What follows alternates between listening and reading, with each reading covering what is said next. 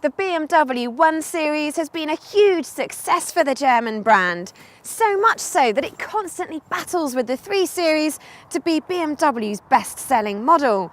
But with new versions of the Mercedes A-Class and Audi A3 having gone on sale since the 2011 revision was launched, it's time for a midlife refresh. And here it is. The differences, such as the redesigned lights and bumpers, might sound small, but they actually give this car a fresher, more modern appearance, particularly from the rear. Where the 1 Series hasn't changed is boot capacity, which, while is competitive overall in terms of size, it is hampered with the narrow opening and high load lip. And if these were full, it would be quite difficult to load them, but thankfully they're empty.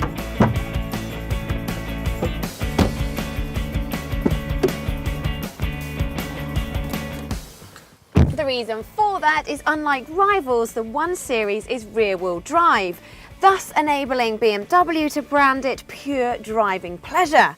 That's all very well, but it's not ideal for passengers because, frankly, the space in the back here is quite small and this transmission tunnel is huge. Plus, the door openings are a little on the narrow side. Things improve when you move into the front, where there's a decent amount of storage space, a wide range of adjustment in the steering wheel and seats, plus BMW's trademark high levels of fit and finish.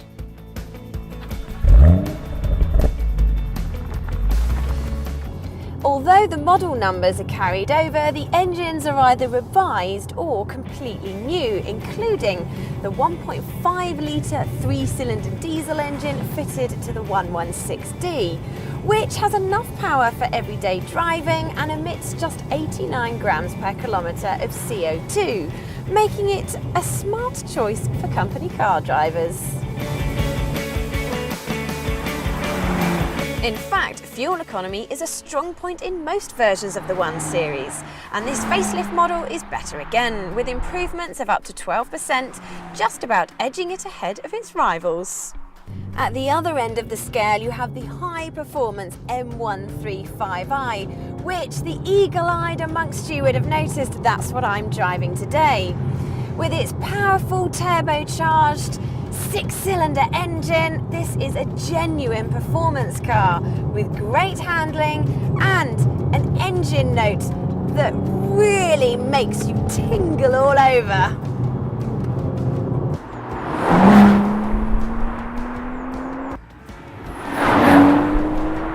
However, as much fun as this is, most will go for more humble models, such as that ultra-frugal 116D or more powerful diesel and petrol models. Whichever one you go for, we'd recommend you go for the 8-speed automatic gearbox, because the manual can be a bit notchy. In terms of spec, all models come with DAB radio, sat-nav and alloy wheels, dispelling the myth that BMWs are poorly equipped. Thanks to the new Connected Drive online store, you can also upgrade your car at any time, downloading apps such as real-time traffic information or music streaming via the built-in 4G SIM card. As for pure driving pleasure, it depends what model you go for. The M135i, for example, beats the Audi S3 hands down, but lower down the model range, it's actually the Audi that's a more accomplished car. That's because without the optional adaptive suspension, the 1 Series has a notably firm ride, which, combined with a fair amount of tyre roar, means it's not as relaxing to drive as you'd expect.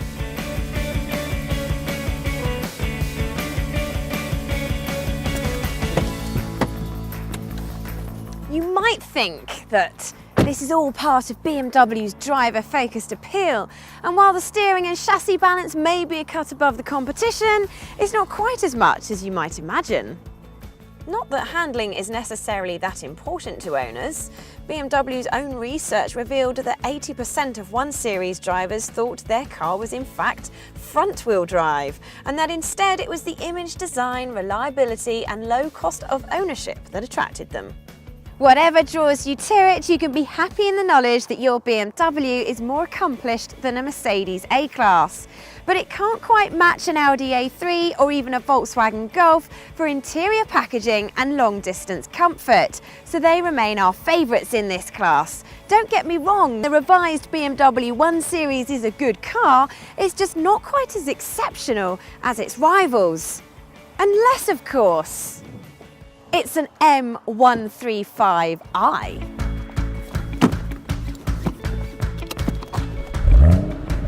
You can read our in-depth reviews of the 1 Series and all its rivals by clicking on the box on the left.